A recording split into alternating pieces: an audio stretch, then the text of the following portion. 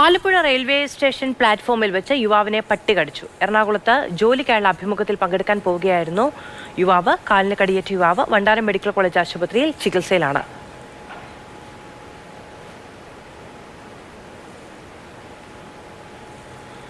Alappuzha railway station പ്ലാറ്റ്ഫോമിൽ വെച്ചാണ് യുവാവിനെ പട്ടി കടിച്ചത്. എറണാകുളത്ത് ജോലിക്കായുള്ള അഭിമുഖത്തിന് വേണ്ടി പോവുകയായിരുന്നു ഇയാൾ. രഘുനാഥ് നാരായണൻ വിവരങ്ങളുമായുണ്ട്.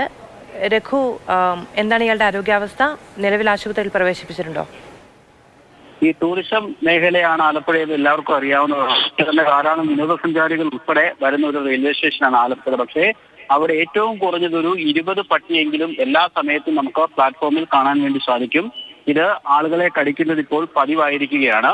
ഏറ്റവും കുറഞ്ഞത് ഒരു മാസത്തിനിടെ 3 പേരെയെങ്കിലും അവിടെ തെരുവുനായ കടിച്ചിട്ടുണ്ടാകും. ഇന്ന് കടിയേറ്റത് മുഹമ്മ കാവുങ്കൽ സ്വദേശി അജിത് കുമാർ എന്ന യുവാവിനാണ്. ഇയാള് മുഹമ്മയിൽ നിന്ന് ബൈക്കിൽ ആലപ്പുഴ റെയിൽവേ സ്റ്റേഷനിലെത്തി അവിടെ നിന്ന് ഇന്റർവ്യൂവിനായി എറണാകുളത്തേക്ക് പോകാൻ വേണ്ടിയാണ് ട്രെയിനിൽ കയറാൻ വേണ്ടി എത്തിയത്. ആ സമയത്താണ് യുവാവിനെ പട്ടി കടിച്ചത്. കാലിനാണ് പരിക്കേറ്റിരിക്കുന്നത്. ഇയാളെ വണ്ടാനം മെഡിക്കൽ കോളേജ് ആശുപത്രിയിലേക്ക് മാറ്റിയിരിക്കുകയാണ്. യുവാവിന് ഈ കടിയേറ്റതുകൊണ്ട് ഇന്റർവ്യൂവിന് പോകാനും പറ്റിയിട്ടില്ല. കഴിഞ്ഞ കുറച്ചധികം നാളുകളായി ഈ ആലപ്പുഴ റെയിൽവേ സ്റ്റേഷനിൽ തെരുവുനായയുടെ ശല്യം രൂക്ഷമാണ്.